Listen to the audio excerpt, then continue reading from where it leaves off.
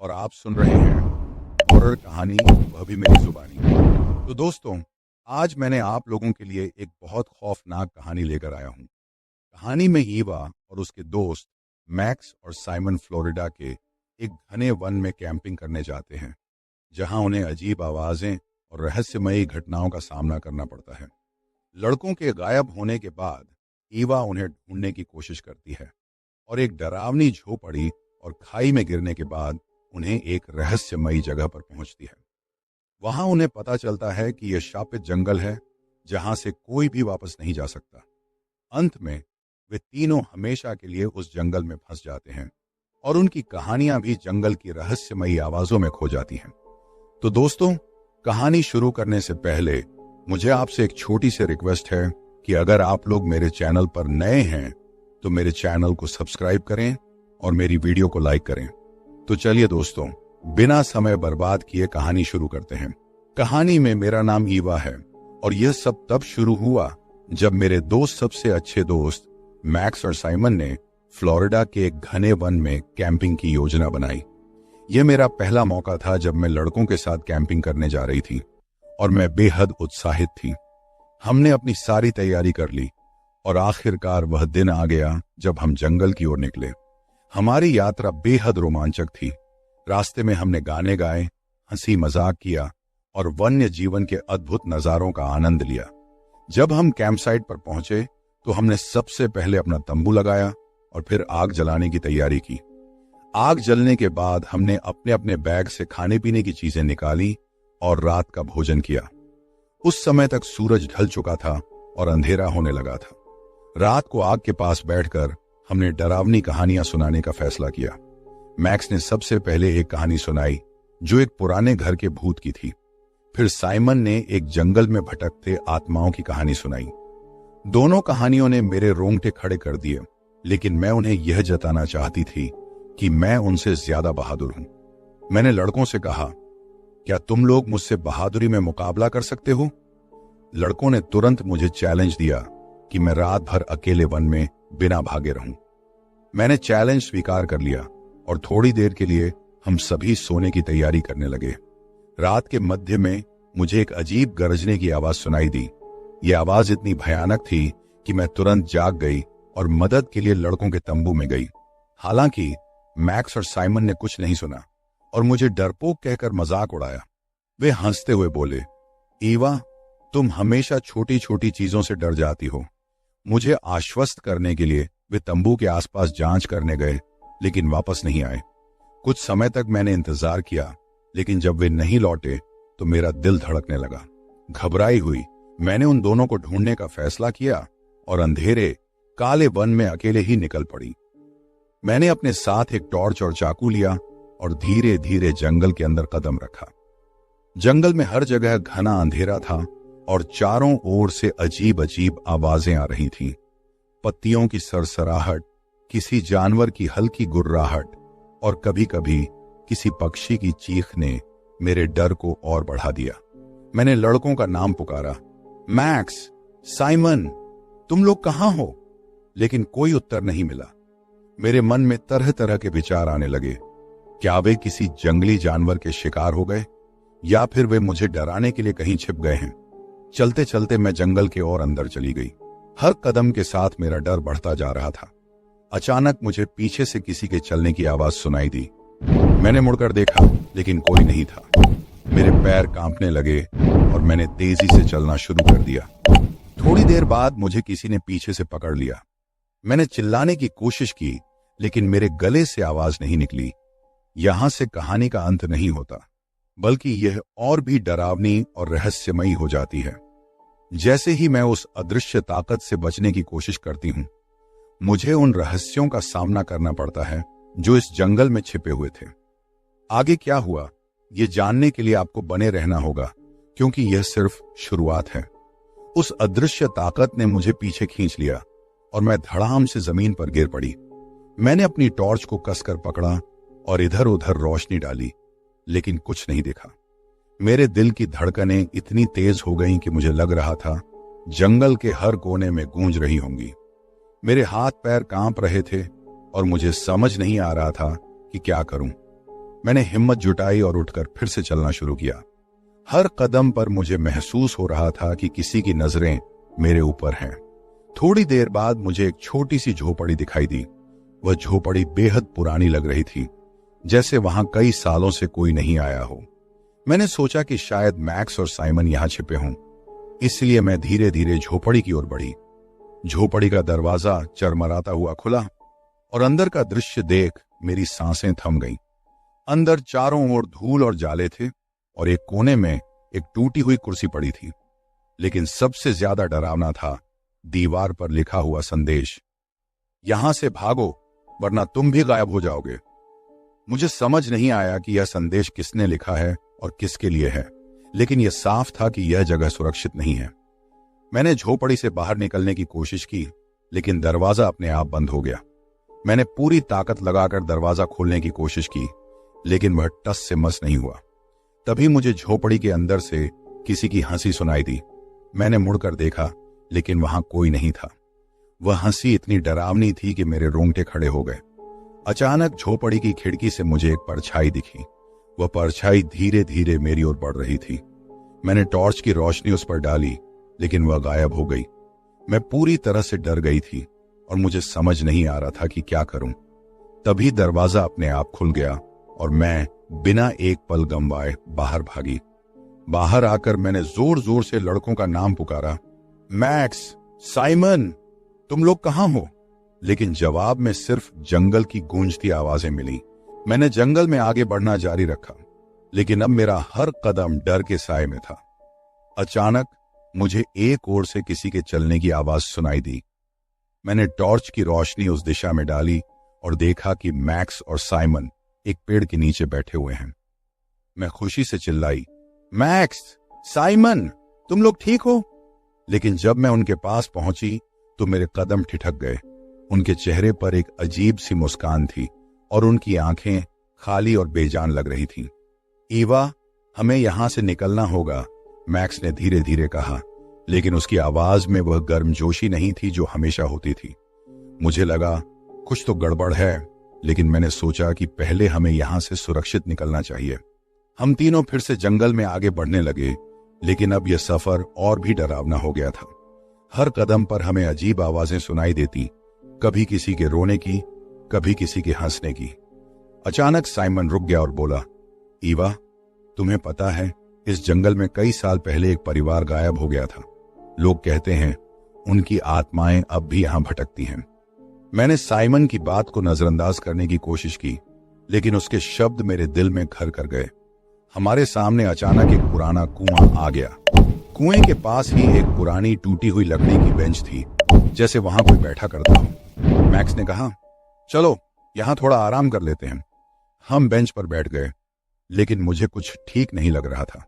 तभी कुएं से एक धीमी धीमी आवाज आने लगी, मदद करो, मदद करो।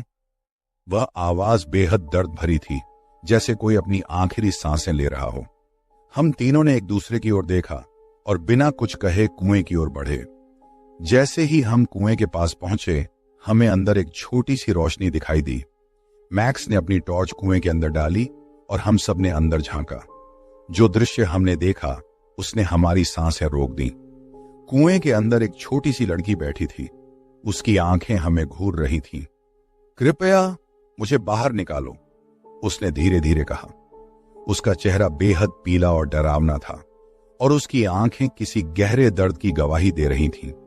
हम तीनों ने हिम्मत जुटाई और कुएं में रस्सी डालकर उसे बाहर निकालने की कोशिश की, लेकिन जैसे ही हमने उसे बाहर निकाला, वह गायब हो गई। हम सबके चेहरे पर भय की छाया थी। ये क्या था? मैंने डरते हुए पूछा, लेकिन किसी के पास कोई जवाब नहीं था। अब हमें समझ में आ गया था कि इस जंगल में कुछ बहुत ही गलत है, लेकिन हम यहां फंसे हुए थे और हमें बाहर निकलने का रास्ता नहीं पता था। हर कदम पर हमें किसी न किसी डरावनी घटना का सामना करना पड़ा और हमारी यह यात्रा अब एक भयानक रहस्य और अनजाने खतरों से भरी हो चुकी थी। कहानी यहीं खत्म नहीं होती, बल्कि यह और भी गहरी और रहस्यमयी होती जाती है। हमें इस जंगल से बाहर निकलने का रास्ता खोजने के लिए और भी खतरों का सामना करना पड़ेगा। क्या हम इस जंगल से सुरक्षित बाहर निकल पाएंगे? क्या यह जंगल हमें अपनी रहस्यमयी दुनिया में हमेशा के लिए बंद कर देगा? यह सब जानने के लिए आपको इस कहानी का अगला हिस्सा पढ़ना होगा। जैसे जैसे हम जंगल में आगे बढ़ते गए, हमारा डर और भी गहरा होता गया। हवा में एक अजीब सी ठंडक थी जो हमारी हड्डियों में घुसती जा रही थी। हर पेड़ की परछाई हमें किसी अज्ञात खतरे का संकेत देती हुई लग रही थी। मैक्स और साइमन भी अब पहले से ज्यादा चुपचाप और सतर्क हो गए थे। हम जंगल में एक संकरी पगडंडी पर चल रहे थे जब अचानक मैक्स ने रुककर कहा, सुनो, यहां कुछ अजीब है। हम सब ने कान लगाए और सचमुच हमें किसी के चलने की आवाज सुनाई दी। ये आवाज हमारे पीछे से आ रही थी। हम सब ने धीरे धीरे मुड़कर देखा, लेकिन वहां कोई नहीं था। यह आवाज कहां से आ रही है? साइमन ने घबराते हुए पूछा। शायद हमें यहां से जल्दी निकल जाना चाहिए, मैंने कहा। हमने अपनी गति बढ़ा दी और जल्दी जल्दी चलने लगे। लेकिन जैसे ही हम थोड़ा और आगे बढ़े, हमें एक और झोपड़ी दिखाई दी। ये झोपड़ी पहले वाली झोपड़ी से भी ज्यादा भयानक और उजाड़ लग रही थी। झोपड़ी के दरवाजे पर एक पुराना ताला लगा हुआ था, लेकिन ताला टूटा हुआ था और दरवाजा आधा खुला हुआ था। क्या हमें अंदर जाना चाहिए? मैक्स ने पूछा। शायद नहीं, मैंने कहा, लेकिन हमें यह भी देखना चाहिए कि क्या अंदर कुछ सुराग मिल सकता है। हमने हिम्मत जुटाई और झोपड़ी के अंदर प्रवेश किया। अंदर का दृश्य और भी भयानक था। दीवारों पर खून के धब्बे थे और फर्श पर टूटे हुए कांच के टुकड़े बिखरे हुए थे। एक कोने में एक पुरानी धूल धूसरित डायरियां रखी हुई थी। मैंने एक डायरी उठाई और उसे खोलकर पढ़ना शुरू किया। डायरी के पन्नों पर किसी का दर्द और भय बिखरा हुआ था। उसमें लिखा था, हम इस जंगल में फंस गए हैं। यहां कुछ है जो हमें बाहर नहीं जाने दे रहा। रोज रोज हमें अजीब अजीब आवाजें सुनाई देती हैं और परछाइयां दिखाई देती हैं। हमें नहीं पता कि हम कब तक यहां जीवित रहेंगे। मैंने डायरी के पन्ने पलटे और देखा कि आखिरी पन्ने पर लिखा था, अगर कोई यह डायरी पढ़ रहा है तो कृपया हमें बचा लो। इस जंगल में एक रहस्यमयी शक्ति है जो हमें अपनी गिरफ्त में ले लेती है। हम सबके चेहरे पर भय की छाया थी। यहां से बाहर निकलना बेहद जरूरी है, मैंने कहा। हमने झोपड़ी से बाहर निकलने का फैसला किया, लेकिन जैसे ही हम बाहर निकले, हमें अचानक महसूस हुआ कि हम अब भी उसी जगह पर हैं जहां से हमने चलना शुरू किया था। ये जैसे एक भयानक चक्र था जो हमें बार बार उसी जगह पर ले आता था। ये कैसे हो सकता है? साइमन ने घबराते हुए पूछा। हमने इतनी दूर चलने के बाद भी हम वहीं के वहीं हैं। यह जंगल हमें कहीं जाने नहीं देगा, मैक्स ने कहा। हमें कुछ और सोचना होगा। हमने एक और रास्ते पर चलने का फैसला किया, लेकिन हर बार हमें वही अजीब आवाजें और परछाइयां घेर लेती। हमारा डर अब हमारे दिलों पर हावी हो चुका था। हम अब अंधेरे में भटकते हुए अपने आप को और भी ज्यादा असहाय महसूस कर रहे थे। अचानक हमें एक और अजीब दृश्य दिखाई दिया। एक पुराना टूटा हुआ पुल हमारे सामने था। पुल के नीचे एक गहरी खाई थी जिसमें पानी का कोई निशान नहीं था। पुल के दूसरी तरफ एक चमकती हुई रोशनी दिखाई दे रही थी। शायद यह रोशनी हमें बाहर का रास्ता दिखा रही हो, मैंने कहा। हमने पुल पार करने का फैसला किया, लेकिन जैसे ही हम पुल के बीच में पहुंचे, पुल चरमराने लगा। सावधान, ये टूट सकता है, मैक्स ने चेतावनी दी। हमने धीरे धीरे और संभल कर चलना शुरू किया, लेकिन अचानक पुल टूटने लगा। हम सब ने तेजी से भागने की कोशिश की, लेकिन साइमन का पैर फिसल गया और वह खाई में गिरने लगा। साइमन, मैंने चिल्लाया और उसे पकड़ने की कोशिश की, लेकिन मेरे हाथ से फिसलते हुए वह नीचे गिर गया। मैक्स और मैं सकते में आ गए। हमें उसे बचाना होगा, मैंने कहा और खाई के किनारे झांकने लगी, लेकिन खाई इतनी गहरी थी कि साइमन कहीं दिखाई नहीं दे रहा था। क्या हमें नीचे उतरना चाहिए? मैक्स ने पूछा। यह बेहद खतरनाक हो सकता है, लेकिन हमारे पास कोई और रास्ता नहीं है, मैंने कहा। हम दोनों ने रस्सी की मदद से खाई में उतरने का फैसला किया। जैसे ही हम नीचे उतरने लगे, हमें चारों ओर से अजीब अजीब आवाजें सुनाई देने लगी। ये आवाजें हमें और भी ज्यादा डराने लगी। खाई के नीचे का दृश्य और भी डरावना था। वहां चारों ओर अंधेरा था और हमें कुछ भी साफ साफ दिखाई नहीं दे रहा था। साइमन, तुम कहां हो? मैंने जोर से चिल्लाया, लेकिन कोई जवाब नहीं आया। हम दोनों ने टॉर्च की रोशनी की मदद से हर कोना जांचना शुरू किया, लेकिन साइमन का कोई अता पता नहीं था। तभी हमें खाई के एक कोने में एक दरवाजा दिखाई दिया। शायद वह अंदर हो, मैंने कहा। हम दरवाजे के पास पहुंचे और उसे धीरे धीरे खोला। दरवाजा खुलते ही हमें एक लंबी संकरी सुरंग दिखाई दी। सुरंग का अंत कहीं दिखाई नहीं दे रहा था।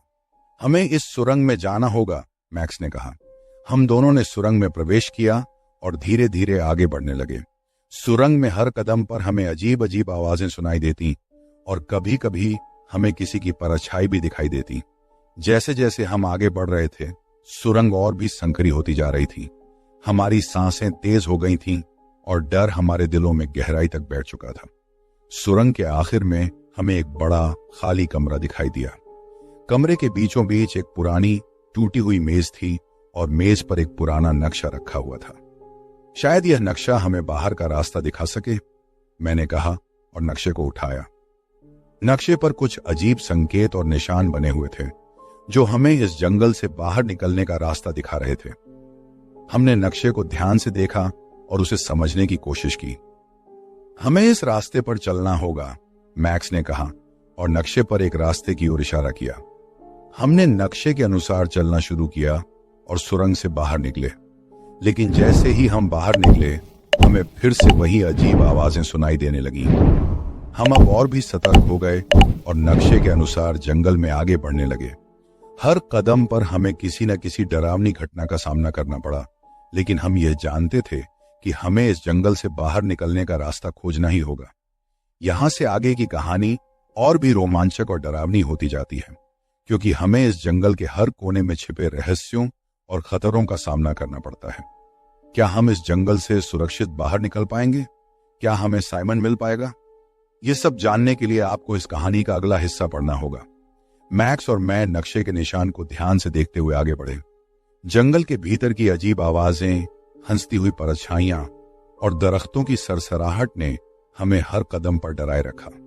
हम दोनों ही अब बेहद थके हुए और हताश हो चुके थे, लेकिन हमारे पास और कोई विकल्प नहीं था। हमें इस जंगल से बाहर निकलने का रास्ता ढूंढना ही था। हमने नक्शे के अनुसार एक गुफा की ओर बढ़ना शुरू किया। गुफा के मुहाने पर पहुंचते ही हमें अंदर से ठंडी हवा का झोंका महसूस हुआ। गुफा के अंदर का अंधेरा और भी भयानक था। हमने टॉर्च की रोशनी में आगे बढ़ना शुरू किया। गुफा के अंदर की दीवारों पर अजीब अजीब चित्र बने हुए थे जो इस जंगल के पुराने रहस्यों की गवाही दे रहे थे। जैसे जैसे हम गुफा के अंदर बढ़ रहे थे, हमें किसी के कदमों की आवाज सुनाई दी। कौन है वहां? मैक्स ने चिल्लाया, लेकिन कोई जवाब नहीं आया।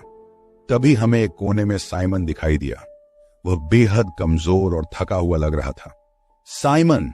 मैंने खुशी से चिल्लाया और उसकी ओर दौड़ी। लेकिन जैसे ही मैं उसके पास पहुंची, उसने मुझे कसकर पकड़ लिया और फुसफुसाते हुए कहा, ईवा, यह जगह सुरक्षित नहीं है। हमें यहां से तुरंत निकलना होगा। हम तीनों ने गुफा से बाहर निकलने का फैसला किया और तेजी से चलने लगे। लेकिन जैसे ही हम गुफा से बाहर निकले, हमें चारों ओर से अजीब अजीब छायाएं घेरने लगी। ये छायाएं बेहद डरावनी और भयानक थीं। हमें समझ नहीं आ रहा था कि क्या करें।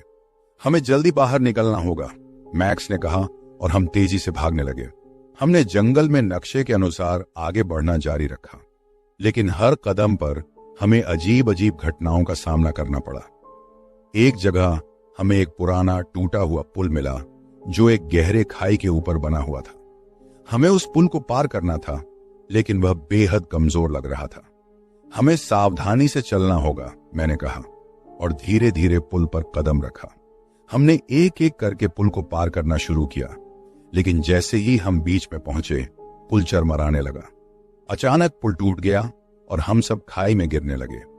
मैंने अपनी आंखें बंद कर ली और गिरते हुए महसूस किया कि सब कुछ खत्म हो गया है। लेकिन जब मैंने आंखें खोली तो पाया कि मैं एक अजीब रहस्यमयी जगह पर थी। यह जगह किसी पुराने डरावने मंदिर की तरह लग रही थी। मैक्स और साइमन भी वहीं थे, लेकिन वे बेहद थके और हताश लग रहे थे। यह जगह क्या है? मैंने पूछा। यह शायद इस जंगल का अंत है, मैक्स ने धीरे धीरे कहा। हमने उस अजीब जगह की जांच करना शुरू किया। वहां हर जगह अजीब अजीब मूर्तियां और चित्र बने हुए थे। एक कोने में एक पुराना धूल धूसरित पुस्तकालय था। मैंने एक पुरानी किताब उठाई और उसे पढ़ना शुरू किया। किताब में लिखा था, यह जंगल एक शापित जगह है। यहां जो भी आता है वह कभी वापस नहीं जा पाता। इस जंगल की आत्माएं उन्हें हमेशा के लिए अपनी गिरफ्त में ले लेती हैं। हम सबके चेहरे पर भय की छाया थी। क्या इसका कोई रास्ता नहीं है? साइमन ने हताशा से पूछा। शायद नहीं, मैंने धीरे धीरे कहा। हमने उस जगह से बाहर निकलने की कोशिश की, लेकिन हर रास्ता बंद था। हमें समझ में आ गया कि हम इस शापित जंगल में हमेशा के लिए फंस चुके हैं। हम तीनों ने एक दूसरे की ओर देखा और समझ गए कि अब हमें यहां से बाहर निकलने का कोई रास्ता नहीं है। यह जंगल हमें अपनी गिरफ्त में ले चुका था और अब हम इस भयानक डरावनी दुनिया का हिस्सा बन चुके थे। हमने वहां बैठकर अपनी किस्मत को स्वीकार कर लिया, ये सोचते हुए कि हम अब कभी इस जंगल से बाहर नहीं निकल पाएंगे। हमारे दिल में एक गहरी उदासी और निराशा ने घर कर लिया, और इस तरह हमारी यह यात्रा, जो एक रोमांचक अनुभव के रूप में शुरू हुई थी, एक भयानक और उदास अंत में बदल गई। हम हमेशा के लिए इस शापित जंगल में फंस गए, जहां हमारी आवाजें और हमारी कहानियां भी जंगल की उन रहस्यमयी आवाजों में खो गईं। मैं और मेरी मित्र सैम एक गर्मी की शाम को विस्कॉन्सिन के एक सुनसान पार्क में फोटोग्राफी के लिए निकले थे। यह पार्क हमें अपनी सुंदरता और शांति के लिए बहुत पसंद था, पर उस दिन की शाम ने हमारी जिंदगी को हमेशा के लिए बदल दिया। जैसे ही हम पार्क में पहुंचे, हमें ऐसा महसूस हुआ कि कोई हमें छुपकर देख रहा है। यह सिर्फ हमारा वहम था या वास्तव में कोई था, यह हम तय नहीं कर पाए, लेकिन हमारे दिल की धड़कन तेजी से बढ़ गई। पहली बार जब हम अकेले गए थे, तो एक कार हमारे पास आकर रुक गई। उसमें बैठे पुरुषों ने हम पर चिल्लाना और अवांछित टिप्पणियां करना शुरू कर दिया। हम डरी सहमी थीं, लेकिन किसी तरह वहां से निकलने में सफल रहे। कुछ समय बाद हमने अपने पुरुष मित्रों के साथ वापस जाने का फैसला किया, और तब कोई समस्या नहीं हुई। लेकिन उस शाम जब हम दोनों ने अकेले वापस जाने का निश्चय किया, हमें फिर से उसी कार का सामना करना पड़ा। कार में बैठे पुरुषों ने हमारे ऊपर अशोभनीय टिप्पणियां की और हमें डराने का प्रयास किया। हम जानते थे कि हमें तुरंत वहां से भागना होगा। हमने पास के झाड़ियों में छिपकर खुद को बचाया और फिर मौका मिलते ही तेजी से भागे। हमें ऐसा लगा कि वे पुरुष हमें लगातार देख रहे थे और पीछा कर रहे थे। हमारी असहजता और डर उस शाम अपने चरम पर था। हमने तय कर लिया कि अब कभी भी बिना पुरुष मित्रों के इस पार्क में नहीं आएंगे। यह अनुभव हमारे लिए एक कठिन सबक था, जो हमें याद दिलाता है कि हमारी सुरक्षा कितनी महत्वपूर्ण है। उस रात हम दोनों ने महसूस किया कि अब वह पार्क हमारे लिए कभी भी पहले जैसा सुरक्षित नहीं रहेगा। उस शाम के बाद हमने कुछ दिनों के लिए पार्क जाने से तौबा कर ली, लेकिन हमारे दिल में कहीं ना कहीं वह जिज्ञासा और साहस बचा हुआ था, जिसने हमें उस पार्क की ओर फिर खींच लिया। हम सोच में पड़े रहते कि वह सच में क्या था जो हमें इतना डरा गया था। एक दिन सैम ने मुझसे कहा, हमें फिर से जाना चाहिए, पर इस बार हमें पूरी तैयारी के साथ जाना होगा। हमने तय किया कि इस बार हम रात के समय जाएंगे, ताकि हम देख सकें कि असल में रात के अंधेरे में क्या होता है। हमने अपनी सुरक्षा के लिए कुछ उपकरण भी साथ ले लिए, जैसे कि टॉर्च, पेपर स्प्रे और फोन पर पुलिस का नंबर पहले से ही डायल पर रखा। रात के समय पार्क में प्रवेश करना एक बेहद डरावना अनुभव था, लेकिन हमारा साहस हमें आगे बढ़ा रहा था। जैसे ही हम पार्क के अंदर गहरे गए, एक अजीब सी आवाज सुनाई देने लगी। यह आवाज किसी जानवर की नहीं थी, यह कुछ और ही था। हमारे दिल की धड़कनें तेज हो गईं। अचानक हमें एक पुराना टूटे हुए झोपड़ी जैसा कुछ दिखा। सैम ने कहा, चलो वहां देखते हैं। हम धीरे धीरे झोपड़ी की ओर बढ़े। जैसे ही हमने झोपड़ी के दरवाजे को खोला, हमारे सामने एक अजीब दृश्य था।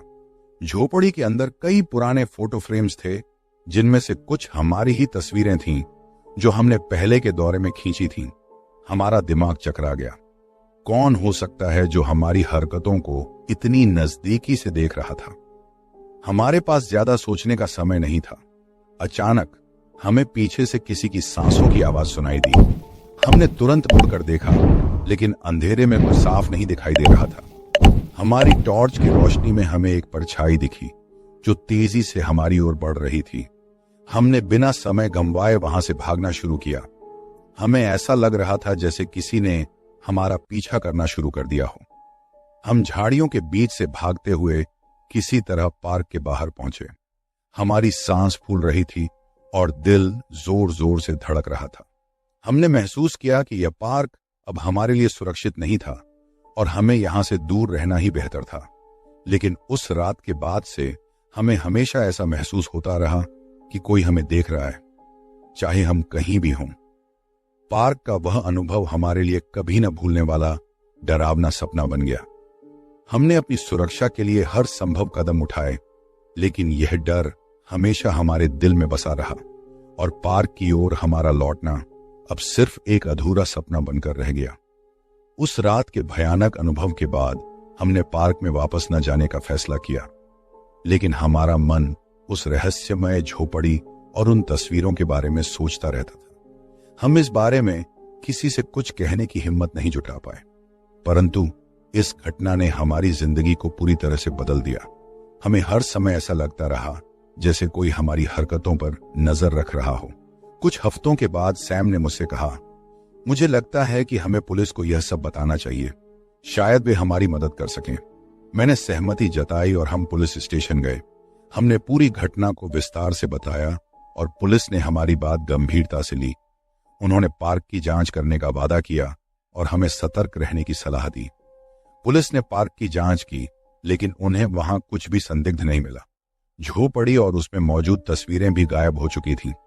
यह सब हमारे लिए और भी रहस्यमय हो गया। पुलिस ने हमें कहा कि शायद यह किसी का शरारत हो, लेकिन हमारे दिल में यह बात नहीं बैठी। हमें अब भी ऐसा महसूस होता था कि कोई हमें लगातार देख रहा है।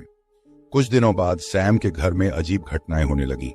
रात में खिड़कियों पर खटखट की आवाजें, दरवाजों का अपने आप खुलना और बंद होना। सैम ने मुझे फोन करके बताया, मुझे लगता है कि कोई यहां भी आ गया है। मैं तुरंत उसके घर पहुंची और हमने एक साथ रात बिताई, लेकिन वो रात और भी भयावह थी। हमें लगा कि कोई हमारे आसपास ही है, हमें देख रहा है और हमारी जान का दुश्मन है। हमने फैसला किया कि हम इस शहर को छोड़ देंगे और कहीं दूर चले जाएंगे। परंतु जब हम पैकिंग कर रहे थे, सैम को एक पत्र मिला। वह पत्र उसी झोपड़ी से आया था जिसमें लिखा था, तुम मुझसे भाग नहीं सकती, मैं हमेशा तुम्हारे साथ रहूंगा। यह पढ़कर हमारी रूह कांप गई। हमें समझ नहीं आ रहा था कि यह कौन कर रहा है और क्यों। हमारे पास कोई दूसरा विकल्प नहीं था। हम डर और निराशा के साए में जीने लगे। एक रात जब मैं सैम के घर पर थी, अचानक बिजली चली गई। अंधेरे में हमें फिर से वही परछाई दिखी। सैम ने जोर से चिल्लाया, कौन है वहां? लेकिन कोई जवाब नहीं आया। अचानक परछाई ने सैम पर हमला कर दिया। मैं कुछ कर पाने की स्थिति में नहीं थी। मैंने केवल सैम की दर्द भरी चीखें सुनी और फिर सब कुछ शांत हो गया। जब बिजली वापस आई, मैंने देखा कि सैम जमीन पर पड़ी थी। उसकी आंखें खुली हुई थीं, लेकिन उनमें कोई जीवन नहीं था। मैं चीखते हुए बाहर भागी और पड़ोसियों को बुलाया। पुलिस आई, लेकिन उन्हें कोई सुराग नहीं मिला। सैम की मौत को एक रहस्यमय घटना के रूप में दर्ज किया गया। मैं शहर छोड़कर कहीं दूर चली गई, लेकिन सैम की मौत का डर और वह रहस्य मुझसे कभी दूर नहीं हो सका। मैं हर रात उस भयानक पल को याद करती हूँ और सोचती हूँ, क्या वह परछाई अब भी मेरे पीछे है? और इसी अनिश्चितता और डर के साथ मैं अपनी बाकी जिंदगी जीने को मजबूर हो गई हूँ। तो दोस्तों, मिलते हैं अगले वीडियो में, तब तक के लिए अलविदा।